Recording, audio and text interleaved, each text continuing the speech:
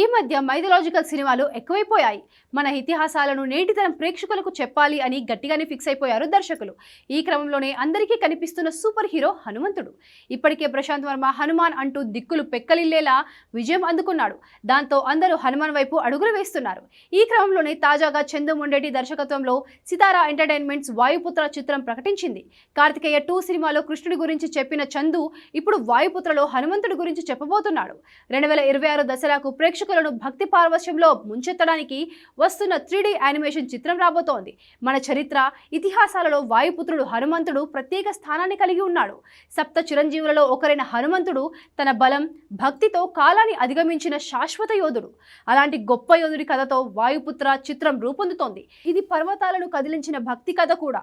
ఇది తరాలను తీర్చిదిద్దిన, ప్రేరేపించిన హనుమంతుడి అంచంచల విశ్వాసాన్ని చూపిస్తుంది. చందు మొండేటి దర్శకత్వంలో సితారా ఎంటర్టైన్మెంట్స్ పతాకంపై సూర్యదేవర నాగవంశి నిర్మిస్తున్న ఈ చిత్రం చరిత్ర, భక్తి, ఆధునిక దృశ్యాలకు అద్దం పడుతోంది. బడ్జెట్కు ఏమాత్రం వెనుకాడకుండా భారీ స్థాయిలో 3D యానిమేషన్ చిత్రంగా రూపొందుకుంటున్న వాయుపుత్ర హనుమంతుని టైమ్లెస్ ఎవర్ గ్రీన్ కథను గొప్ప దృశ్యకావ్యంగా ప్రేక్షకుల ముందుకు తీసుకురానుంది. 2026 దసరాకు తెలుగు, హిందీ, తమిళం, మలయాళం మరియు కన్నడ భాషల్లో ప్రపంచవ్యాప్తంగా థియేటర్లో అడుగుపెట్టనుంది. ఈ చిత్ర ప్రకటన సందర్భంగా విడుదల చేసిన పోస్టర్ ఆకట్టుకుంటోంది. హనుమంతుడు కొండపై నిలబడి దహనమవుతున్న లంకను చూస్తున్న పవర్ఫుల్ పోస్టర్ ఇది.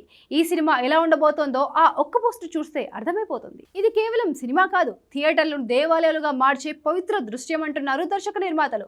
మునుపెన్నడూ లేని విధంగా భక్తి పారవశ్యంలో ముంచెత్తడానికి ప్రేక్షకులను వాయుపుత్ర రాబోతోంది. ఈ హృదయపూర్వక కథనాన్ని అద్భుతమైన 3D యానిమేషన్ విజువల్స్ తో కలిపి మన హనుమంతుడి స్థాయిని ప్రపంచంలోకి ప్రేక్షకులను అందరికీ చూపించబోతున్నారు.